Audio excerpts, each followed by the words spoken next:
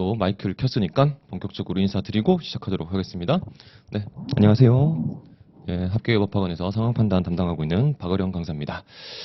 자, 오늘부터 이제 상황 판단의 가장 중요한 수업이라고 할 수 있는 기본 강의 총 10회차에 걸쳐서 진행을 할 것입니다.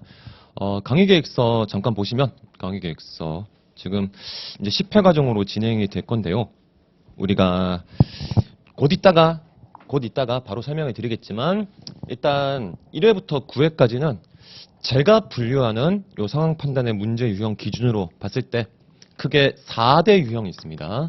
4대 문제 유형을 쉬운 거부터 조금 기본적이고 간단한 정보 구조를 가지고 있는 녀석들부터 시작을 해서 이제 복잡한 정보 구조, 보통 이제 계산을 요구하는 그런 문제들이 될 건데 그런 문제 흐름으로 이제 좀 난도를 계속 높여 나가면서 첫 번째 텍스트 유형에 대해서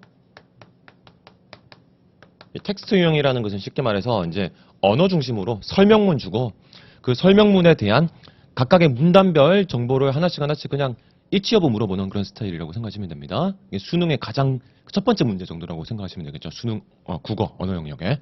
그래서 이와 같은 텍스트 유형에 대해서 오늘 1회 동안 진행을 할 것이고 두 번째 상황 판단에만 등장하는 유형이 있죠. 법규 유형입니다. 이와 같은 법규 유형을 2회가량에 걸쳐서 진행을 하고 그 다음 세 번째 계산을 요구하는 문제 또는 이제 도표를 해석해야 되는 문제 그래서 이걸 바탕으로 계산까지 해야 되는 이런 스타일의 문제들을 한 3회 정도에 걸쳐서 진행을 할 것이고 자 이제 가장 어려운 파트가 되는데요. 퀴즈, 퍼즐, 그 다음에 시합 이런 형태의 문제 유형들에 대해서 또한 3회 정도 이제 분석해 나갈 것입니다. 이렇게 하면 총 9회 정도가 진행이 되겠죠? 그래서 우리가 이제 각 4대 유형별로 하나씩 문제가 어떤 식으로 출제되고 그 문제들을 풀기 위해서는 어떤 정신이나 혹은 틀이 필요한가를 이렇게 누적적으로 이제 쭉 학습을 해서 마지막 다섯 번째 요거는 이제 2018, 2019 기출 상황 판단 기출 분석 시간을 마지막 10회차 때 가지겠습니다. 그래서 앞선 단계들에서 2016, 2017 정도까지의 기출 문제들을 대상으로 해서 문제 유형별 분석을 하고 나서 요때는 우리가 수업 시간에 별도로 시험 보듯이 그렇게 해버리면 90분이 날아가 버리기 때문에 요거는 학원에 제가 이제 말씀을 드려가지고 여러분들이 시간이 되시면 우리가 이제 저녁 수업이니까 오전에 보통 이제 2차 수업을 들으시고 오후에는 시간이 좀 비시겠죠. 그래서 빈 강의실 같은 곳에서 아니면 뭐 예를 들어서 자습실 같은 곳에서 하루 날 잡아가지고 마지막 회차 수업 직전이나 아니면 그 전날쯤에 한번 시험 보듯이 그렇게 여러분들 개별적으로 시험 시간 갖고 문제 풀이를 하시고 그리고 나서 개별적인 분석을 어느 정도 한 다음에 요 문항들에 대한 분석은 우리가 수업 때 몰아서 진행하는 것으로. 그래서 좀 쉬운 난도의 문제들은 가볍게 그냥 언급만 하고 넘어가고 좀 복잡하고 어려운 문제들이 있겠죠? 그런 문제들에 대해서 좀 본격적으로 집중적으로 분석해보는 식으로 마지막 회차는 이제 실전에 한번 좀 적용해보는 그런 시간을 가지도록 하겠습니다. 그래서 2개년 치워서 요 10회 과정이 3시간 안에 딱 못 끝날 수도 있는데 이거 다 해결 안 되는 것은 제가 별도 촬영을 추가로 해서라도 여러분들은 그냥 수업 시간에는 못 듣더라도 따로 인강 제공받을 수 있도록 그렇게 할 테니까요. 이렇게 이제 크게 진행을 한다고 잡아보겠습니다. 그래서 10회 과정 동안에 여러분들은 주요 기출 문제들 중심으로 해서 일단 상황 판단에 필요한 어떤 정신과 마인드 그 다음에 각각의 문제 유형을 딱 마주쳤을 때 어떤 식으로 하나씩 기계적으로 접근해 들어가는가 큰 골자는 대부분 다 익혀나갈 수가 있게 될 겁니다. 요 과정을 거치고 나서 이제 아마 9월부터 시작을 하게 될 심화 과정에서는 하프, 세미 모의고사 패턴으로 이제 진행이 될 거예요. 그렇게 이제 예상을 하시면 될 겁니다. 아직 구체적인 강의 계획은 안 나와 있지만 일반적으로 심화 강의는 하프 모의고사 형태로 쭉 진행이 되어 왔습니다. 자, 그래서 이제 7월 달부터 이제 시작을 하죠. 7월, 8월에 걸쳐서 여러분들이 각 과목별 기본 강의를 들으시게 될 것이고 뭐 나머지 이제 언어 논리나 자료 해석도 요 상황 판단 강의가 끝나고 나면 바로 순차적으로 진행이 되죠. 그래서 각각의 과목별 문제 유형에 대해서 딱 학습을 하고 정신을 익힌 다음에 9월, 10월에는 거의 대동소이하게 진행이 될 겁니다. 주로 이제 하프 모의고사를 통해서 기본 이론 과정을 통해 익혔었던 문제 풀이 패턴 그거를 실제로 좀 짧게 적용해보는 그런 시간을 가지고, 그리고 11월과 12월 초 정도에 요건 좀 짧게 보통 각 과목별로 한 주 정도 아마 시간 할애가 될 건데요. 요때는 핵심 강의라고 해서 이제 과목별로 기출 문제 중에서 다시 좀 난도가 높은 것, 아니면 요 녀석들은 다시 한번 리뷰를 해볼 필요가 있는 것들. 아무래도 이제 5급 공채는 메인이 2차 과목이다 보니까 2차 과목에 여러분들이 훨씬 더 많은 시간을 투자하시게 될 겁니다. 사실 하루에 요 피셋 수업이 진행될 때는 피셋 수업 듣고 그 다음에 한 1시간 정도씩 복습할 시간이 나면 아마 많이 날 거예요. 2차 하기도 빡빡하시죠? 시작해보니까 어떻습니까? 그죠? 그래서 그런 식으로 많은 시간을 복습하는 데 투자할 수는 없기 때문에 최대한 수업에서 문제 같이 풀어보고 그 다음에 이제 여러분들이 약점 부분을 바로 체크해서 그 주 안에 해당하는 약점 부분들에 대한 체크, 그 다음 저와의 상담 같은 것도 통해서 정리해 나가셔야 되고요. 요때는 하프 모의고사 끝나고 나서쯤 되면 다시 기출문제에 대한 이게 좀 휘발성이 강한 과목이다 보니까 기억들이 좀 많이 날아갔을 겁니다. 그래서 다시 한번 핵심 강의 때는 연도별로 풀건 아니면 다시 유형별로 문제를 다 글어모아 놓고 시험 보듯이 하건 이와 같은 기출 리마인드 형태의 강의들이 아마 대부분 다 진행이 될 거예요. 이건 언어 논리나 자료 해석도 비슷하게 진행이 될 겁니다. 그렇게 해서 이제 기출에 대해서 최소 수업을 통해서 한 2회독 정도가 진행되고 나면 12월 말부터 아마 들어갈 수도 있습니다. 1월, 2월 사이라고 일단은 해 둔다면 이때 풀셋 실전 모의고사가 진행이 됩니다. 그래서 아직 시험이 뭐 2월 말에 될지 3월 초가 될지 아직 확정이 안 돼 있지만 요와 관련돼 가지고 뭐 일정은 나중에 추후 확인이 될 것이고요. 그래서 5회 정도 과정에 걸쳐서 실전 모의고사가 요때 집중적으로 각 과목별로 또 진행이 될 겁니다. 또 중간중간에 또 과목별 뭐 마인드 특강, 리마인드 특강, 마무리 특강 같은 게 진행이 되어서 앞으로 여러분들이 내년 3월이라고 일단 예상을 해본다면 7월 달도 이미 어느 정도 시간이 지났어요. 그렇기 때문에 8월 달부터 시작한다고 친다면 남아있는 올해 기간 5개월. 그 다음 이제 내년도 1, 2월 달까지 해서 한 7개월 정도 피셋 준비할 수 있는 시간이 남아있는 상태입니다. 요 기간 동안 바짝 집중적인 투자를 하심으로써 피셋 특히 상황 판단과 관련해서는 여러분들의 합격권 점수를 85점 정도라고 일단은 생각을 하시면 될 건데요. 85점 정도가 나오면 상황 판단 때문에 떨어진다는 소리는 안 나옵니다. 언어 논리가 상대적으로 이제 점수가 많이 높게 나와야 되고요. 최근 언어 논리의 그 난도가 좀 낮아졌다는 소리 혹시 들어보셨어요? 언어 논리가 조금 쉬워졌습니다. 최근 2년 정도 동안에. 그래서 언어 논리가 평균 한 90점 이상은 나와 주셔야 되고 상황 판단에서 80점에서 85점 사이. 그다음 이제 자료 해석이 결국 관건이 될 것인데 자료 해석은 뭐 이거는 그에 따라서 좀 다르겠지만 최소 70점 중반 이상은 확보를 해 주셔야지 일단은 합격권이라고 볼 수가 있습니다. 그래서 요거를 85점을 문항 개수로 이제 계산을 해본다면 한 6개 정도까지는 틀려도 큰 문제는 없다는 거예요. 그래서 이와 같은 6개를 어떤 문항들에서 틀리고 어떤 문항들은 무조건 맞춰 나가야 될 것인가는 요거는 이제 하나씩 분석해 나가면서 그때 다시 정리해 드리겠습니다. 자, 아무튼 이렇게 세 과목을 여러분들이 공략을 하심으로써 최소한의 투자로서 나머지 2차 과목에 할당할 수 있는 그런 시간을 확보하시는 것이 필요할 것이고요. 일단은 이렇게 이제 큰 틀을 잡아놓고 이제 상황 판단에 대해서 이제 본격적으로 분석해 들어가도록 하겠습니다. 자, 상황 판단이라는 것만이 이 피셋 시험의 전부는 아니지만 이 녀석을 통해서 여러분들이 향후 언어 논리와 자료 해석의 맛배기도 조금 보실 수가 있을 겁니다. 자, 일단 이거는 이제 교재를 굳이 보실 필요는 없고요. 그냥 초반부는 주로 화면을 통해서 이 PPT 화면을 통해서 대부분 다 정리를 할 수가 있습니다. 보시면 상황 판단 문항의 정보 구조를 크게 두 가지로 나눠놨죠. 분절형 정보 구조와 절차형 정보 구조라고 저는 일단 이렇게 분류를 합니다. 분절형이라고 하면 말 그대로 분절되어 있다는 거죠. 정보가 분절되어 있다는 겁니다. 그러면 도대체 정보가 어떻게 분절되어 있다는 것인가? 요거를 일단 예를 보여드리겠는데요.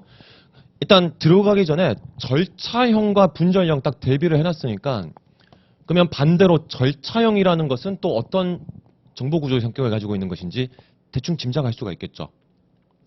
일정한 절차를 다 밟아 나가야지 최종적인 정답이 도출될 수 있는 그와 같은 구조가 이와 같은 절차형 정보 구조의 문항이라고 생각하면 됩니다. 그래서 쉽게 말해서 분절형 정보 구조에 해당하는 것은 어떤 문항들인가? 언어, 텍스트형이라고 했죠? 말로 설명문을 주고 그 설명문에 각 문단별 맞는 문제, 틀린 문제, 맞는 선지, 틀린 선지를 골라내는 그런 스타일이 분절형이고요. 두 번째, 법규형의 대부분도 다 분절형입니다. 그래서 첫 번째, 이 분절형 정보 구조를 취하고 있는 문제의 일단 기본적인 골격에 대해서 대략적으로 한번 살펴볼게요. 약간 화면에 지금 전체를 다 집어넣지는 못했지만 여기서부터 이제 문제가 시작된다고 보시면 됩니다. 다음 조문에 따랐을 때, 다음 법규정에 따랐을 때 선택지 중에서 옳은 것을 골라라 혹은 틀린 것을 골라라 뭐 그냥 일반적인 그런 발문의 형태를 취하고 있다고 생각하시면 됩니다. 그러면 이제 어떤 것 때문에 분절형이라고 할 수 있는가? 이 녀석은 법규형의 문제인데요. 자, 이 법규형의 문제는 대부분은 이렇게 첫 번째 땡땡조, 두 번째 땡땡조, 그 다음 화면을 넘겨서 이게 세 번째 조까지 등장했었던 법규형의 문제입니다.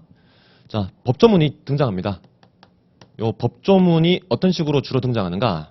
제 무슨 조, 동그라미 1번에서 어떤 내용 나오고 2항에서 또 어떤 내용 나오고 그 다음 두 번째 조가 등장하고 조의 제목 나와 있고 또 동그라미 1번에서 만약에 어떤 경우에는 뭐뭐 할 수 있도록 허가해 준다.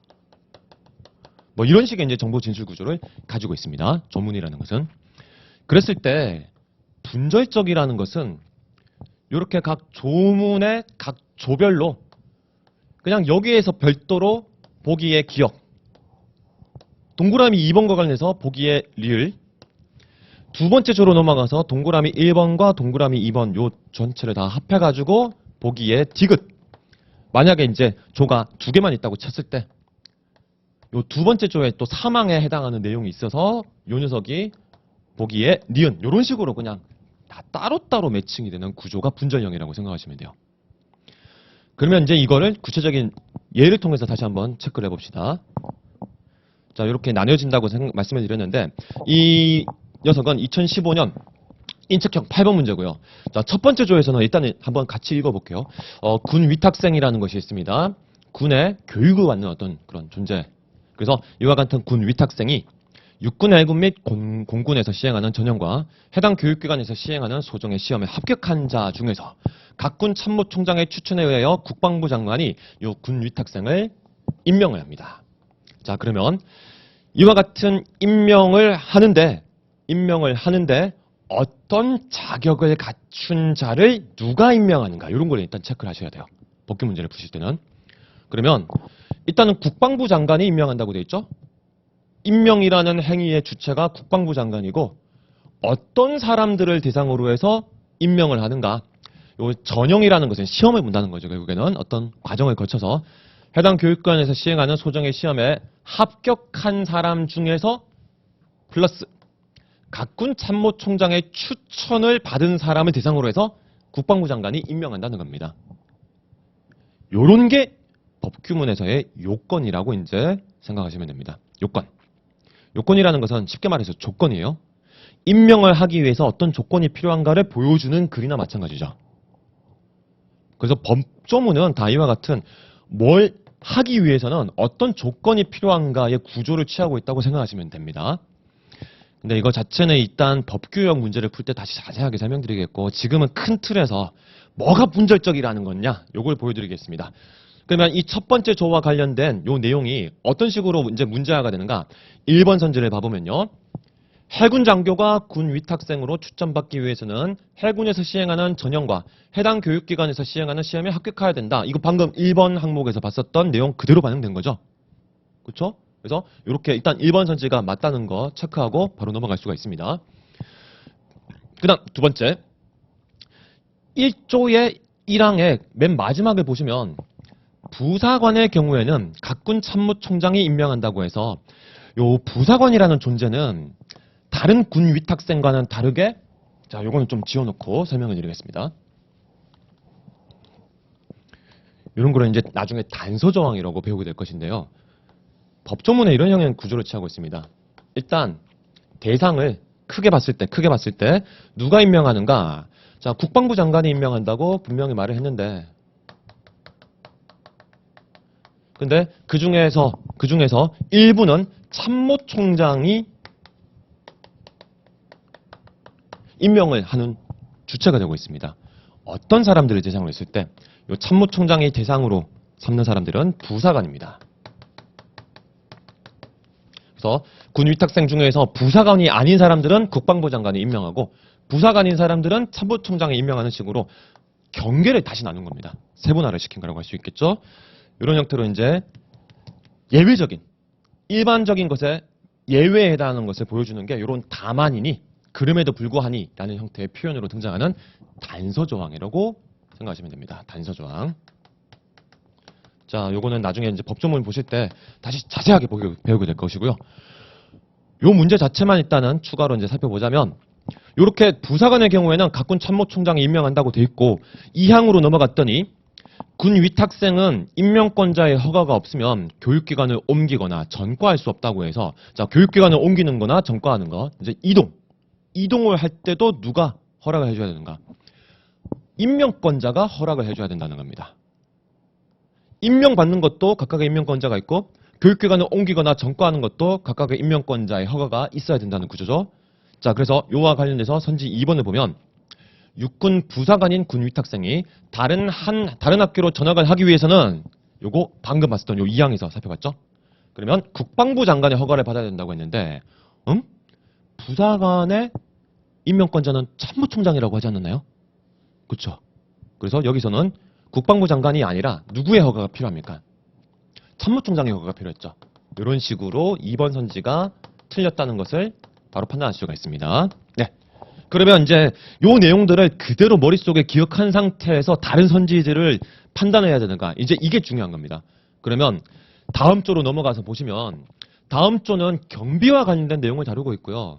이 경비와 관련되어서는 이 녀석을 4번과 5번에서 그냥 앞 내용 상관없이 요 두 번째 조의 2항 동그라미 2번의 내용에서 그냥 바로 4번과 5번이 도출이 돼요. 요거 지금 다 분석하지 않겠습니다. 어떤 식으로 문제가 해결이 되는가? 처음부터 끝까지의 정보를 종합할 필요가 없고요. 그냥 문단. 그러니까 일반적인 텍스트, 설명문이라고 한다면 그냥 문단. 아니면 이런 법조문이라고 한다면 조나 굵직한 항들별로 따로따로 질문이 던져지기 때문에 우리가 이 문제를 풀 때 프로세스는 또 어떤 식으로 작동돼야 되겠습니까? 끝까지 다 보고 종합을 머릿속에서 다시 정리한 상태에서 하나씩 판단하는 게 아니라, 어떻게? 끊어서 바로 분석하고 이런 식으로 접근해 들어가야 되겠죠. 그러면 요 녀석이 만약에 이제 틀린 거를 고르는 문제라고 한다면 첫 번째 조만 보고 바로 2번이 정답인 거 체크했기 때문에 뒤에 있는 두 번째 조, 그 다음 세 번째 조 내용 안 봐도 끝나는 거죠. 이런 식으로 이제 문제풀이의 시간을 단축시켜 나가야 된다는 겁니다. 요게 분절형 정보구조의 문제 패턴이에요. 지금 제가 이거를 법규형만 보여드리는 건데, 텍스트형은 어차피 오늘 본격적으로 볼 거기 때문에 그때 가서 다시 보게 될 겁니다. 끊어서 접근해서 각각의 선택지나 보기를 문단별로 바로바로 체크해 나가다 보면, 그러면 첫 번째 문단에서 그냥 바로 정답이 빡 도출돼 가지고요. 한 20초나 30초 사이에 정답이 찾아질 수도 있어요. 그러면 이제 시간을 줄일 수가 있겠죠. 네. 자, 이런 게 이제 분절형 정보 구조의 형태입니다. 자, 그러면 이제 처음에 우리가 살펴봤었던 요 큰 4대 유형에서 분절형 정보 구조 어떤 식으로 문제가 만들어지는지 대충 감 잡히셨죠? 이제 두 번째, 절차형 정보 구조로 넘어가겠습니다.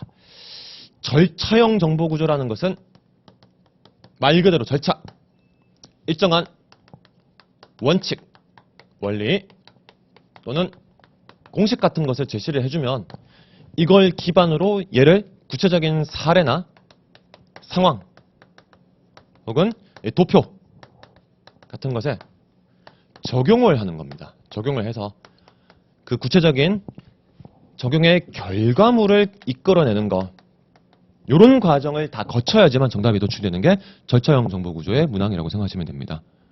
그러면 이제 이와 같은 프로세스가 구체적으로 반영된 문제를 한번 살펴봅시다. 자, 첫 번째 문제. 딱 봤더니 본문의 내용이 이렇습니다. 000 법원은 손해배상 책임의 여부 또는 손해배상액을 정할 때 피해자에게 과실이 있으면 그 과실의 정도를 반드시 참작해야 되는데 이를 과실상계라고 한다. 응? 법규 내용이네요. 법규 내용이네요. 그래서 일단 법규는 아까 절차가 아니라 분절형 프로세스를 가지고 있다고 했지만 법규 문제 중에는 계산이 요구되는 문제도 있습니다. 이런 법조문의 내용을 잘 따라가서 구체적인 조건이나 상황에 나와 있는, 요건 상황인데 조건이라고 되어 있네요. 네, 상황에 나와 있는 사례에 집어넣어 봤을 때 금액 계산이 어떤 식으로 되는가, 이런 거를 물어보는 스타일의 문제가 매년 한 2문제 정도씩 나온다고 보시면 되는데, 이런 거는 짬뽕된 거예요. 짬뽕된 거예요. 법규문에다가 절차가 짬뽕된 겁니다. 그래서 이 문제는 지금 다 풀어보진 않겠고요. 어떤 식으로 이제 이 문제를 풀어나가야 되냐면, 이 글의 첫 번째 문단에서 과실상계의 방식을 설명을 해줍니다. 두 번째, 이 문단으로 들어가면 손해가, 여기서는 지금 현재 손해배상과 관련된 게 핵심 화두인데요. 어떤 손해를 입은 피해자가 있을 때 그 피해자한테 실제로 손해배상을 얼마만큼 해줄 것인가, 그걸 구해야 되는 상황입니다. 이때 과실상계라는 것을 하는 게 있고, 두 번째 문단에서는 손익상계라는 것을 거쳐야 된다고 돼 있는데, 요 문제는 마지막 3문단으로 들어가면 과실상계를 할 사유와 손익상계를 할 사유가 모두 존재하는 그런 상황이라면 뭐부터 한다? 과실상계부터 먼저 하고 그 다음에 손익상계를 해서 최종적으로 뭘 하라? 손해배상액 산정하라. 이런 형태의 구조를 취하고 있는 것이죠. 네. 그래서 이 과정대로 어디에다가 조건이라고 된 것은 상황이라고 말씀드렸습니다. 이 구체적인 상황에 존재하고 있는 일정한 금액들 중에서 뭐는 더하고 뭐는 빼고 곱하고 하는 그런 과정을 거쳐서 최종적인 손해배상액을 산정하라는 것이 목적인 문제예요. 그러니까 끝까지 가야지 답이 나오는 거죠. 끝까지 가야 됩니다. 이런 문제들이 절반 정도를 차지한다고 생각하시면 됩니다. 40문제 중에서 20문항 정도가 이것보다는 좀 적게 설정될 수는 있지만 분절형, 나머지 20문항 정도가 절차형, 이렇게 이제 생각하시면 되는데, 그러면 여러분들이 일단 미리 말씀드리는 거지만 실제 시험장에 들어가신다면 분절형이 훨씬 딱 봐도 지금 쉬워 보이죠. 분절형이 그냥 단순 본문 내용 매칭, 좀 주의해야 될 그런 표현 같은 게 있겠지만 그런 식으로 기계적으로 해결이 됩니다. 딱딱딱 매칭만 잘 시키시면 돼요. 그래서 이런 것들부터 우선적으로 다 푸시고, 그 다음 절차형 정보 문제 중에서 요거는 이제 아직은 감이 안 잡히시겠지만 상대적으로 쉬운 게 있어요. 그와 같은 쉬운 녀석들부터 우선적으로 풀고 해서 최종적으로는 한 7, 8문제 정도가 꽤 어려운 것들이 남습니다. 이 녀석들을 제일 마지막으로 밀어놓은 상태에서 그 중에 한 절반 정도 맞춘다. 이런 전략으로 들어가시면 제가 아까 말씀드렸었던 85점 정도 있잖아요.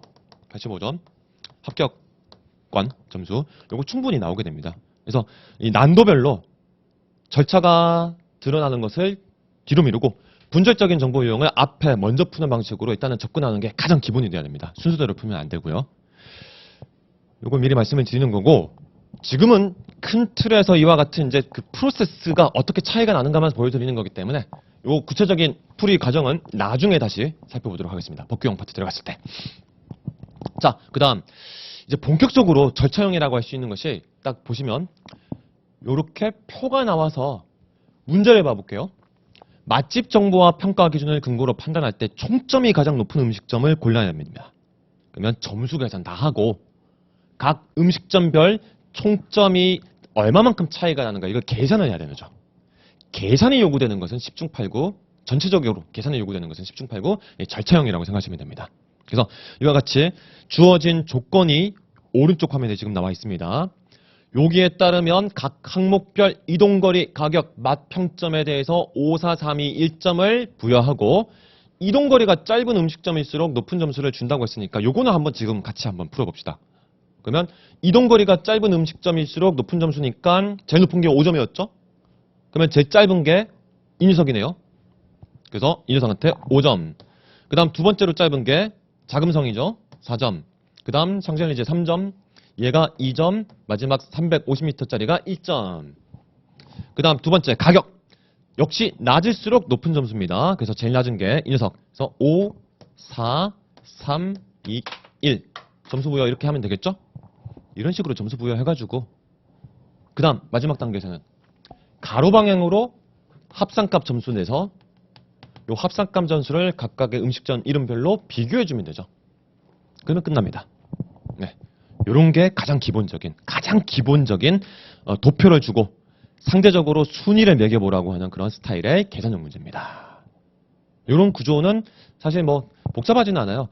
너무 빠르게 암산을 막 하려고 하지 말고요. 각자가 가지고 있는 어떤 그 계산의 속도는 조금씩 차이가 있는데 그게 결정적으로 큰 어떤 영향을 안 미칩니다. 오히려 그렇게 빨리 하려고 하다가 실수하는 게 더 큰 문제가 될 수 있으니까 차분하게 계산해 나가시면 돼요. 자, 이런 스타일의 문제들이 이제 계산에 해당하는 도표 계산 스타일의 절차 중심의 정보 구조를 취하는 문제들입니다. 자, 요거 또 있고, 그 다음, 자, 이제 비슷해 보입니다. 비슷해 보이는데, 이거는 어떤 스타일에서 좀 차이가 나는가? 이 녀석 역시 절차 정보, 절차 구조가 중심에 놓이는데, 문제를 봤더니, 체육대회를 하고 있고, 다음 순위 결정 기준에 따라서, 그리고 각 팀의 현재까지 득점 현황에 근거해서 판단을 했을 때, 항상 옳은 판단이 나오는 것만 골라내라는 겁니다. 그러면 이 문제는 아까 봤었던 이 표와는 다르게 얘는 모든 그 정보가 계산할 수 있는 모든 정보가 다 주어져 있어요. 근데 지금 이 녀석 같은 경우는 여기가 빈칸으로 남아있네요. 빈칸으로 남아있죠? 그러면 이 녀석은 확정이 아직 안 되는 거죠. 네. 뭐가 제일 높고 낮은지 이런 게 확정이 안 됩니다. 그래서 1차적으로 이런 문제를 풀 때는 방금 봤었던 자금성부터 샹젤리에 이런 음식점 그 점수 계산하는 것과 비슷하게 일단은 우리한테 딱 주어진 거는 여기까지는 다 주어져 있죠. 주어져 있죠? 그래서 요 점수들 가지고 일단은 각각의 팀별로 몇 점씩 얻었는가 계산을 해놓고 여기 나와 있는 요 부분은 우리가 지금 당장 어떻게 할 수가 없습니다. 빈칸이잖아요. 그렇게 빈칸으로 나와 있는 부분을 여기서 이제 이렇게 정리할 수가 있겠습니다. 경우의 수라고 들어보셨죠? 경우의 수. 경우의 수라는 것은 정보가 딱 고정되어 있지 않고 아직 확정이 되지 않은 상태에서 결론이 A로 날 수도 있고 B로 날 수도 있고 이렇게 결과가 아직 확정이 되지 않은 상태를 경우의 수가 존재한다라고 표현을 할 수가 있습니다. 그럼 이 문제 같은 경우에는 요 마라는 종목 때문에 경우의 수가 발생하는 것이죠. 누가 1등인지 누가 꼴찌인지 아직 확정이 안 되는 겁니다. 그랬을 때는 요 경우의 수를 우리가 직접 다 따져서 직접 검토해가지고 A 경우, B 경우 각각에 따른 예를 들어서 두 가지 경우가 나눈다고 한다면 그 각각의 경우의 결과를 다 도출해야 되는 것도 나올 수가 있고요. 이렇지 않고 두 번째, 바로 요 문제 스타일입니다. 보기에서 만약에 A팀이 종목마에서 1위를 한다면 B팀이 종목마에서 C팀에게 순위에서 뒤진다면 C팀이 종목마의 결과와 관계없이 이런 것들 아니면 리을 D팀이 종목마에서 2위를 한다면 자 이거는 빈칸과 관련된 추가 정보를 보기에서 준 거죠. 네, 이렇게 보기에서 추가 정보를 제공해 줌으로써 그래서 어떻게 각각의 보기별 결과 추론을 하는 그런 스타일의 문제가 얘랑 대비되어 가지고 등장하게 됩니다. 그러니까 더 이상 정보 안 주고 자 일단 여기까지 줬는데 이 다음에 어떻게 될지 경우의 수 다 따져가지고 확정적으로 딱 옳은 거 하나 네가 골라내봐 이런 스타일의 문제가 나올 수도 있고 아니면 경우의 수와 관련되어서 각각의 보기에서 구체적인 추가 정보를 주면 그거에 따라서 그래 A팀이 종목마에서 1위를 한다고 치자 그러면 어떻게 되는가 판단해보고 니은처럼 B팀이 C팀에게 순위에서 뒤지면 또 어떻게 되는가 판단해보고 이렇게 개별적으로 남아있는 부분을 판단하는 스타일의 문제들도 등장합니다. 이런 게 이제 뒤에서 보게 될 퀴즈형 문제예요. 퀴즈형 문제. 퀴즈형 문제는 모든 것이 확정되어 있지 않고 이렇게 빈칸, 경우의 수를 남겨두는 경우가 상당히 많습니다. 그래서 이와 같은 경우의 수를 따지는 스타일의 문제 역시 이거 하나의 어떤 그런 부분적 정보 가지고 기억 판단되고 요거 가지고 니은 판단되고 이렇게 안 되죠. 이것도 끝까지 다 거쳐가 봐야 되죠. 그래서 절차형 구조 패턴이라고 할 수 있고 절차형 문제 중에서는 꽤 어려운 편에 속합니다. 왜? 따져봐야 될 게 많아요. 따져봐야 될 게 많습니다. 그래서 이런 문제들을 아까 말씀드렸던 문제풀이 순서로 친다면 제일 마지막 부분에서 푸는 게 맞겠죠. 자, 그 다음 이와 같은 이제 문제 패턴까지 정리를 해봤고요. 하나 정도만 더 보겠습니다. 그 규칙을 꼭 법규용어로만 주진 않아요. 이와 같은 규칙을 상황에 적용해봐라 라고 하는 이런 문제 스타일은 첫 번째, 법 규정이 규칙으로 존재하는 경우도 있지만 이런 식으로 시합 또는 게임의 운영 방식 같은 거 이런 것들을 통해서 이와 같은 규칙을 제공하고 구체적인 상황에서 그러면 누가 이길 것인가, 누가 어떤 결과를 받게 될 것인가 이런 걸 추론하는 스타일의 문제도 역시 규칙을 적용하는 스타일의 문제인데요. 이런 게 이제 구체적으로는 이런 스타일로 나온 겁니다. 예를 들어서 이제 이 문제를 보면 조건에 따라서 시뮬레이션 실제로 돌려보면 최초로 탈락하는 팀, 최종적으로 승리하는 팀, 그 다음 그 최종 승리팀이 몇 승을 거두게 되는가 이런 거 네가 다 직접 한번 계산해봐, 풀이해봐. 이렇게 조건에 따라서 구체적인 상황을 그냥 바로 적용해보는 스타일의 문제인데요. 이거 한번 같이 한번 해봅시다. 같이 한번 해봅시다. 이건 그래도 글씨가 좀 커졌죠? 네, 아까는 14포인트, 이건 한 17포인트 될 겁니다. 자, 대회에는 4개의 팀이 출전하고요. 이 게임은 2개의 팀이 겨룹니다. 게임은 각각 2개의 팀이 겨루고 4팀의 역대 전적 순위는 A, B, C, D입니다. 그러니까 A가 B를 이기고 B가 C를 이기고 C가 D를 이긴다. 이렇게 바로 판단되겠죠? 그 다음 상대 전적에 따르면 자, 역대 전적이라는 것과 상대 전적이라는 것이 구분되어 있습니다. 역대상으로는 그냥 요 순서 그대로인데 근데 상대 전적에 따르면 A와 C가 붙으면 A가 지고 B와 D가 붙으면 B가 D한테 집니다. 그러니까 만약에 A와 B가 붙었다면 A가 이기겠지만 A와 C가 붙으면 그러면 역대전적인지 상대전적인지에 따라서 이게 구분이 되겠죠. 구분이 되겠죠. 그래서 아직까지는 요 2가지만 읽은 상태에서는 만약에 A와 C가 붙게 된다면 역대전적에 따르면 A가 C보다 이겨요. 하지만 상대전적에 따르면 A가 C한테 집니다. 그래서 이건 확정을 할 수가 없죠. 확정을 할 수가 없습니다. 그래서 일단은 이렇게 보류를 해두고 자, 첫 번째 게임 A, C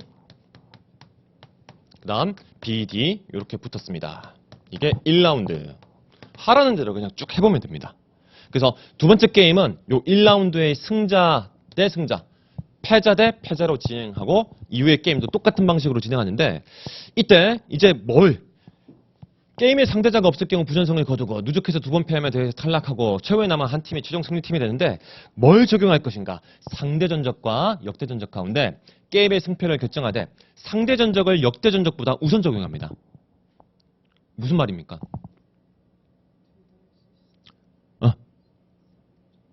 둘 다 할 수 있을 땐 상대 전적을 적용한다? 정확하게 안 들려가지고 제가 이게 번역을 지금 제대로 못한 것 같은데요. 이런 소리죠. 상대 전적을 역대 전적보다 우선 적용하니까 A와 C가 붙었다면 역대 전적이 아니라 상대 전적을 우선 적용하니까 A가 지는 걸로 가야 되죠. 그렇죠? 근데 만약에 A와 B가 붙으면 상대 전적이 서로 없죠. 그때는 역대 전적만 있으니까 역대 전적에 따라서 A가 이기죠. 이렇게 적용해 주시면 됩니다. 자, 그러면 한번 돌려봅시다. 여기서는 C가 이기죠. 그래서 2라운드에서는 승자팀이 누가 됩니까? C. 그 다음 D가 B한테 이기죠. D. 패자팀이 A와 B. 됐죠? 2라운드 진행은 어떻게 됩니까? CD는 상대 전적이 없으니까 역대 전적. 그럼 C가 이기겠죠? 그래서 3라운드 C. 그 다음 여기서도 A가 이깁니다. 그래서 다시 3라운드의 승자 그룹에 해당하는 것은 A가 됩니다. 올라오겠고 그 다음 여기 이제 패자로 올라온 사람은 D인데 여기서 보시면 두 번 패하면 대회에서 탈락한다고 돼 있어요. 그냥 주어진 규칙 그대로 적용해주면 됩니다. 놓치지만 않으면 돼요. 조건을 놓치는 게 제일 문제지. 조건은 그냥 기계적으로 적용을 해주기만 하면 되는 게 이런 문제 스타일입니다. 그러면 봅시다. 1라운드에서 B 한 번 졌죠? 2라운드에서 A와 B가 붙어서 또 졌죠? 그러면 이제 B는 아웃됐죠. 그러니까 여기 3라운드에는 3명이 올라가는 것이 됩니다. D는 근데 싸울 사람이 없기 때문에 4라운드에는 어떻게 되겠습니까? 부전승에 따라서 4라운드는 여기 안 보실 거니까 4라운드는 다시 C와 D가 붙는 게 되겠죠.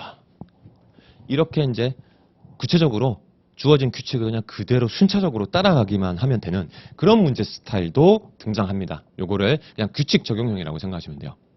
규칙 적용형. 자, 이제 한 5가지 정도의 문제 패턴. 언어형은 이제 볼 거니까 그것까지 포함한다면 한 5가지 정도의 문제 패턴에 대해서 살펴봤습니다.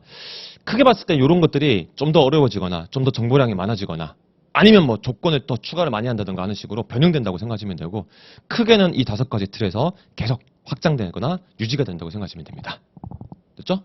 자, 이렇게 5가지 정도의 문제 유형을 분석한 상태에서 이제 오늘은 사실 가장 난이도가 낮은 언어형에 대해서 쭉 분석하고 웬만하면 언어, 텍스트 유형은 오늘 수업으로 다 마무리를 지으려고 합니다. 자, 여기서부터는 오늘 여러분들 시간상 교재 구매를 못하신 분이 많기 때문에 화면을 보고 설명을 드려야 되겠는데요. 화면을 보고 문제를 풀어보는 그런 시간을 가져야 되겠는데 이거 참 난감하긴 하군요. 난감하긴 해서 제가 이따가 쉬는 시간에는 뭐 관련돼 가지고 요 프린트라도 좀 해달라고 하던가 해야 되겠습니다. 문제 풀 부분에 대해서. 자, 일단은 몇 문제 정도 이 텍스트 유형 문제에 대해서 한번 맛배기를 봐보도록 하겠습니다. 요거는 같이 화면을 보면서 아까 우리 법규 유형 문제에 대해서 분절적인 정보 구조 취하고 있다고 살펴봤잖아요. 자, 이건 맛배기로 그냥 문제 풀이 시간 따로 안 드리겠습니다. 어떤 식으로 언어 유형에서도 그와 같은 분절적 정보 구조가 문제에 그대로 집계되는 걸 살펴볼게요. 자, 이 문제는 그냥 이치부합 여부를 묻는 겁니다. 그러면 첫 번째 문단에서 한반도에서 연행된 고개 종목의 기원은 문헌 자료로 정확히 파악할 수 없다고 돼 있고 하지만 자생적 전통을 바탕으로 삼국시대 서역과 중국으로부터 전려된 산악과 백기가 더해지면서 시작된 것으로 추정은 됩니다. 정확하게는 파악할 수 없지만 대충 추정은 됩니다. 삼국시대였던 것으로. 그리고 3, 5세기경에 제작된 고구려 고분벽화에는 산악, 백희 등에 해당하는 여러 연희가 그려져 있고 여기에는 나무다리 걷기, 곤봉바퀴 등과 같은 고개 종목이 나타나지만 중요한 고개 종목인 줄타기, 땅제조, 숫대타기는 등장하지 않았습니다. 자, 다시 고구려 고분벽화에는 뭐는 있고 뭐는 없다. 그러나 고구려 이전 중국 한나라 구분에는 이런 종목이 많이 그려져 있다. 이렇게 체크해 볼게요. 고구려에는 줄타기, 땅제조, 숫대타기 등은 등장하지 않지만 고구려 이전의 한나라 구분에는 이런 것들이 등장한다. 비교가 되고 있는 겁니다. 비교 정보.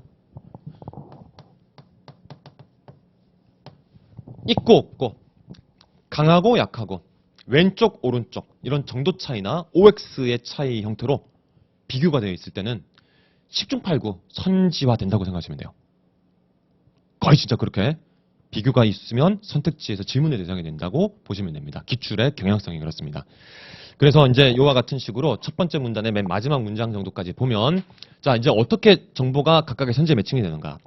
첫 번째 문장과 관련돼서 1번 선지에는 일단은 고려시대나 조선시대의 임금이 연애를 볼 기회가 있는지 없는지 지금 이거 우리 이 문단만 가지고 판단 못하죠. 그러니까 이런 건 빠르게 패스하시고 2번을 딱 봤더니 한반도에서 연행된 고개 종목의 기원. 기원은 첫 번째 문장에서 있었죠. 전반부에서 있었죠. 기원을 고려시대 문헌 자료를 통해서는 정확히 알 수 없다고 했는데 다시 돌아가서 보니까 문헌 자료로 정확히 파악할 수 없다라고 해서 그대로 나와 있잖아요. 고려시대 문헌 자료를 통해서는 정확하게 알 수 없다. 됐지 않습니까? 이게 고려시대건 그전 것이건 정확한 기원은 알 수 없다는 거 분명하죠. 그러니까 뒤에 문단의 내용 확인할 필요 없이 첫 번째 문단의 전반부만 가지고 1번이 정답이라는 것이 바로 도출이 됩니다. 이건 맞는 것을 고르는 문제였습니다. 옳은 것을 고르는 문제였어요. 이런 식으로 정보를 문단별로 바로바로 선지와 비교해서 체킹을 해나가시게 되면 아까 봤었던 법규형 문제와 마찬가지로 시간이 그만큼 확보가 될 수가 있습니다. 그래서 이런 스타일의 문제가 이제 계속해서 반복적으로 이제 등장하게 될 거예요. 교재가 없는 게 지금 참 애매하네요. 교재가 없으신 게. 자, 이제 첫 번째 문제, 예제 문제는 이런 식으로 어떻게 매칭이 되는가만 그냥 맛배기로 화면상으로 보여드리고 본격적으로 요 문제를 한번 지금 단계에서 바로 판단해 보시기 바랍니다. 자, 교재를 가지고 계신 분도 일단은 1문단과 관련된 1, 2, 3번 선지에 대한 판단만 일단 해보시기 바래요. 그러니까 어떤 선지가 1문단의 내용으로 바로 판단이 되는가 한번 체크를 해보시기 바랍니다. 자, 지금 한번 화면 보시면서 본문 내용 읽고 선지 중에서 매칭되는 게 뭐가 있고 OX 여부 바로 판단해 보기 바랍니다.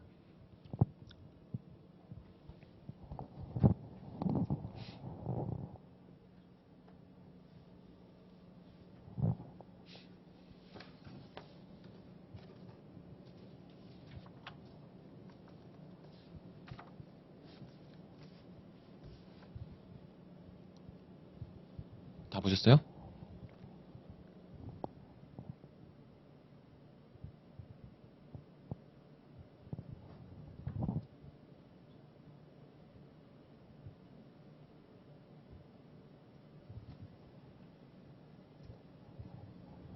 자, 다 보셨습니까? 나머지 분들도 1문단만 보시면 됩니다. 1문단만. 자, 그러면 지금 바로 정답이 도출됐나요? 도출됐고, 네. 되셨어요? 도출됐습니까? 네. 1문단에서 바로 나오죠, 정답이. 그래서 이제 분절적 정보 구조는 이렇게 문단이 여러 개일 때 끝까지 안 보고도 바로 정답을 바로 찾을 수가 있기 때문에 강력한 힘을 발휘합니다. 이런 식의 분석 혹은 접근이. 자, 여기서는 이제 헌법이라는 것에 대해서 설명하고 있는데 헌법은 최고법으로서 국가의 통치 조직, 통치 작용의 원리를 정하고 있고 이 헌법이라는 용어는 두 가지로 구분돼서 사용됩니다. 근대 초기 우리나라와 중국은 이 단어를 국제, 헌장, 국헌 등으로 다양하게 번역했는데 오늘날에는 공동체의 최고 법규문을 지칭하는 용어로 사용하고 있지만 엄격히 보면 이 컨스티튜션은 일정한 구성체, 즉 어떤 집단, 단체 같은 것을 의미하고 로까지 붙으면 그 구성체를 규율하는 최고의 법규문을 일컫기 때문에 오늘날 공동체의 최고 법규문을 지칭하는 용어로 사용되고 있는 맥락은 요 로를 강조하는 거고 이것 말고도 구성체를 의미할 수도 있는데 헌법학에서 헌법이라는 용어는 문맥에 따라 이 두 가운데 어느 하나를 지칭하기도 하고 둘을 같이 지칭하기도 한답니다. 딱 어느 하나만 고정하고 단정 짓지는 않는다는 것이었습니다. 그랬을 때 1번 선직 아직 개인의 자유를 보장 어쩌고 저쩌고 근대 입헌주의 어쩌고 저쩌고 확인 못하죠. 두 번째 고려사에 나와 있는 건지 아닌지 이건 현재 알 수가 없죠. 국제라는 단어는 나왔지만 고려사에 나와 있었던 것인가 알 수가 없습니다. 따라서 패스. 3번 헌법학 여기 나와 있었고 헌법학에서 사용하는 헌법이라는 용어는 최고의 법규범이 아닌 일정한 구성체를 지칭한다라고 해버리면 틀리게 된 겁니다. 하지만 하기도 한다. 이럴 수도 있고 저럴 수도 있다는 것이었죠. 요거 그대로 반영한 거죠. 그래서 3번이 정답인 게 딱 도출이 됩니다. 그러면 나머지 뒷부분의 내용이나 다른 선지는 안 보고 그냥 넘어가셔도 됩니다. 네, 이렇게 첫 번째 문제 살펴봤었고요. 한 두 문제 정도 더 이제 화면을 통해서 한번 살펴봅시다. 자, 이것도 마찬가지로 첫 번째 문단 관련된 게 4번입니다. 바로 판단해 보세요.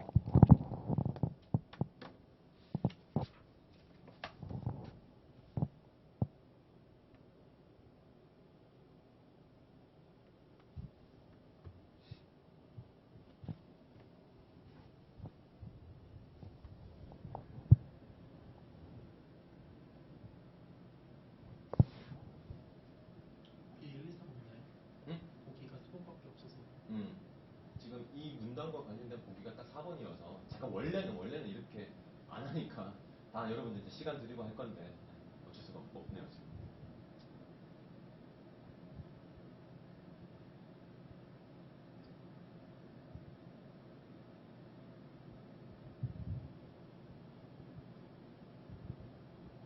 자, 뭐 이 정도 시간이면 요 1문단과 4번 선지까지는 아마 다 판단이 됐을 것 같습니다. 어떻습니까? 옳은 진술인가요? 네? 옳은 진술인가요? 제 말투가 안 그런 것 같다는 함정을 파고 있는 말투인가요 혹시? 아니, 옳은 진술 맞아요. 이게 정답이에요. 네. 그래서 이것도 마찬가지입니다. 첫 번째 문단과 선지 하나로 그냥 바로 정답이 도출되고 끝나버릴 수 있는 문제인 겁니다. 자, 북독일에서는 맥주가 한마디로 강한 맛이 생명이라고 해서 요 강하고 담백하고 씁쓸한 맛을 강조하고 후반부에서 19세기 말까지 남독일의 고전적인 미넨 맥주는 순하며 단맛이 감도는 특징이 있었다. 지금도 그게 개성되어 내려온다고 되어 있죠. 그러면 이와 같은 맛의 차이를 4번 선지 북독일 맥주를 좋아하는 사람들은 미넨 맥주에 대해서 뭐가 없다고 하겠습니까? 강함이 없다. 너무 순하다. 반대로 미넨 맥주를 좋아하는 요 남독일 맥주를 좋아하는 사람은 메가가 가진 본래의 맛이야말로 미넨 맥주의 장점이다. 요거는 메가 본래의 순한 맛에 역점을 두었다는 요 진술에서 그냥 그대로 나온 거죠. 그래서 4번이 정답인 게 바로 도출이 되고 그냥 끝나버리면 되는 문제입니다. 이렇게 이제 그 첫 번째 문담 가지고 다 끝나는 것들이 그래도 꽤 있어요. 한 30% 정도는 이렇게 나와요. 꽤 큰 비중이죠. 그래서 여러분들이 그동안 읽기의 습관이 각자 이제 조금씩 달랐겠지만 적어도 상황 판단은 요 그 설명문 중심의 텍스트형 문제를 풀기 위해서는 1문단 보고 바로 보기 보고 2문단 보고 바로 보기 보고 이런 식의 독해 방식에 익숙해지시는 것이 필요합니다. 이걸 똑같이 법규형 문제 풀 때도 적용하시면 됩니다. 그러면 확실히 시간이 많이 확보가 돼요. 시간을 확보를 해놔야 아까 우리가 초반에 봤었던 계산형 문제 있죠. 아니면 조건을 막 보기 위해서 따로따로 주고 이것대로 해봐라 저것대로 해봐라 이런 스타일의 문제. 이거를 풀 수 있는 시간이 그만큼 확보가 됩니다. 자, 근데 이 문제는 사실 이 정답은 4번으로 금방 도출이 되지만 사실 텍스트형 문제 중에는 요 4문단 정보 보시고 5번 선택지 지금 나머지는 됐습니다. 4문단 보시고 5번 선택지에 대해서 이건 이미 틀렸다는 것은 판단이 될 건데 그러면 정확하게 어떤 수치가 나와야 되는지만 한번 여러분들이 계산해 보시기 바라요. 텍스트형 문제 중에는 이렇게 비율이나 아니면 전체 중에서 얼마 몇 대 몇이냐 이런 것을 묻는 문제들도 등장합니다. 자, 한번 지금 바로 해보시기 바라요.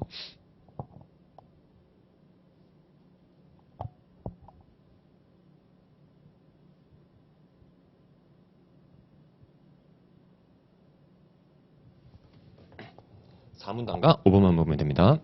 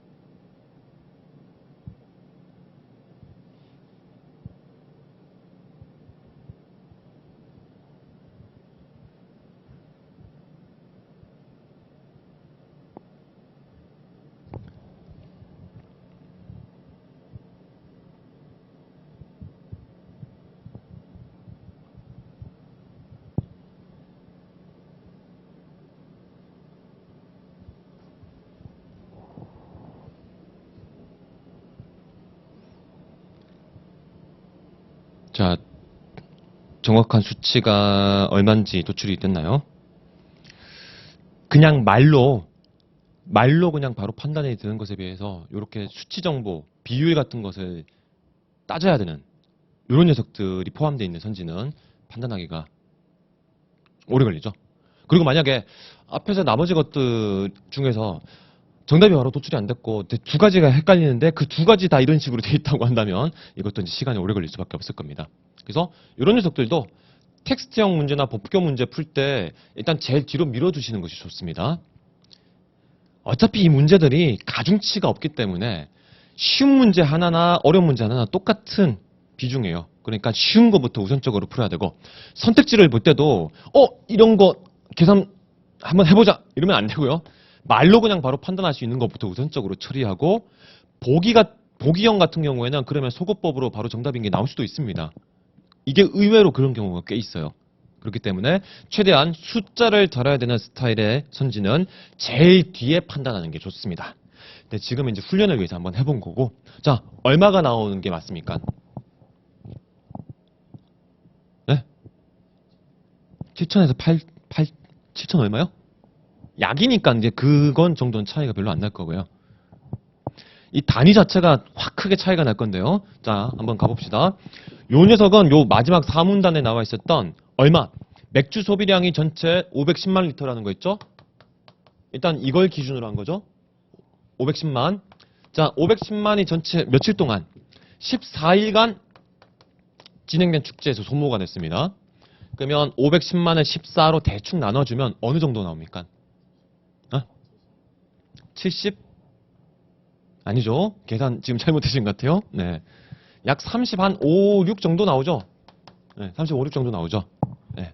네, 그러니까. 자, 그래서 35에서 36만 정도가 나오게 됩니다. 그러면 이 녀석이 1일당 소모된 양이죠. 1일당 소모된 게 35에서 36만 리터. 그러면 전체 10개 텐트가 있다고 치죠. 10개 텐트에서 전체 소비된 게 35에서 36만인데 5번에서 말하고 있는 것은 2개의 텐트를 설치한 맥주 회사에서는 즉 얼마라는 겁니까? 5분의 1이라는 거죠. 5분의 1. 그러니까 나눠주시면 어느 정도 나옵니까? 한 7만 정도 나오죠. 네, 그래서 7만, 단위 자체가 0이 하나가 더 붙어야 되죠. 네, 이렇게 계산이 이루어지면 됩니다. 자, 조금 여러분들 그동안 이 정도면 뭐 껌이구나 하고 이렇게 딱 오다가 한번 딱 발목 잡혔는데 근데 이제 이와 같은 계산 혹은 비율 관계를 잘 따져주셔야지 실제 85점 정도가 확보가 될 수가 있습니다. 단순하게 어느 쪽 정보만 가지고 다 판단해서 끝날 수 있는 문제들은 이게 많지가 않아요. 그리고 그게 결정적인 어떤 당락에 영향을 미치지는 않습니다. 그건 무조건 맞춰야 되고 시간을 줄이는 게 목적이고요. 이런 정보가 등장했을 때 빨리빨리 여기서 이 입장객 수 650만 명은 이거 여기서 굳이 고민할 필요가 없구나. 딱 버리고 지금은 우리한테 5번 선지가 물어보고 있는 것은 2개 텐트를 설치한 회사에서 만든 맥주가 하루에 얼마나 소비됐는가. 그러면 우리한테 중요한 정보는 뭡니까? 전체 14일 동안 소비된 맥주량 510만 날짜로 나눠주고 그래서 하루당 35, 6만 나왔죠? 이 하루 동안에 10개 텐트가 이만큼 소비된 거니까 그러면 2개 텐트에서는 즉 5분의 1이라는 소리구나. 이것만 필요한 정보만 딱 캐치해가지고 비율관계 따져주면 되는 겁니다. 이렇게 이제 수치 정보와 관련된 것을 오늘 후반부 아마 3교시 때 몇 개를 더 다뤄보게 될 것이고요. 일단 1교시 이거 계속 화면만 띄워놓고 진행했다가는 여러분이나 저나 다 힘들 것 같으니까 잠시 쉬는 시간 동안에 제가 요거 그 교재의 앞부분과 관련돼 가지고는 프린트를 좀 따로 출력을 해서 가지고 오도록 하겠습니다. 한 10분에서 조금 넘게 좀 휴식 취하고 그리고 나서 2교시 들어가겠습니다.